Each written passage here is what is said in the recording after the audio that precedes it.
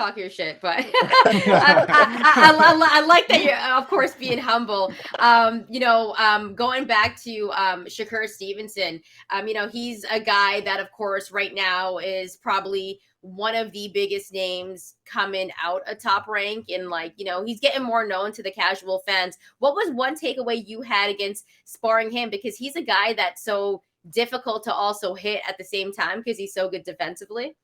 Yeah, and I haven't sparred Shakur since we was an Olympic team. So but at that time, I was he used to come to our camps a lot, so I was like one of his sparring partners when he was getting ready for fights. But sparring Shakur, man, was like is real challenging because he's hard to hit, and he's what makes Shakur so good that he's good at his distance. He's real good at Mm. range. You know what I mean?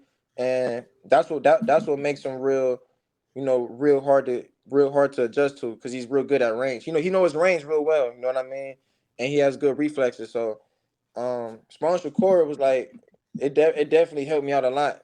Getting me ready for tournaments like overseas and stuff like that. So Shakur was like he always been like a good sparring partner. Do you think Shakur's somebody that could eventually find himself at welterweight? At 47, I could see him at 47, but I don't.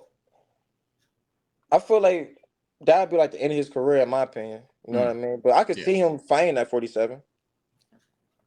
And you think he'd hold up well, even given like because it's happened before. Like we've seen guys start off at like super featherweight, like Oscar De La Hoya, and then end up at welterweight. Floyd Mayweather started off light. Is that a trajectory that you could see for him and him also excelling at, despite being now at 135 and then eventually jumping up two weight classes? Yeah, I mean, cause Shakur has real good. He has a real good boxing IQ. You know what I'm saying? He's real smart in the ring. You know what I mean? And like he he got the talent. He got the skills to do it. You know what I mean? Like I mean, look at Floyd and look at Manny Pacquiao. Manny Pacquiao 5'4". Went from what I'm saying? Manny Pacquiao like Yeah. 5'4". Went from what 109 pounds to all the way to 154. You feel me? Yeah, So yeah. you know what I mean? Like it just takes it takes talent to do that. You know what I mean? Like or look at it like this: Canelo. Canelo went from Yeah. what 160. Well, he fought Floyd at what 155. I think he started off at 147, if I'm not Yeah. mistaken.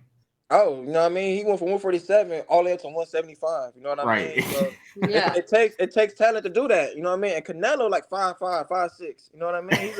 He's a short guy. You know what I mean? So Yeah.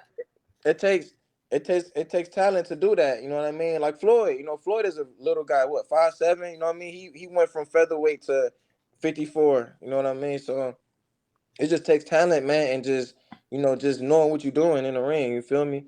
So I could see Shakur being at 47.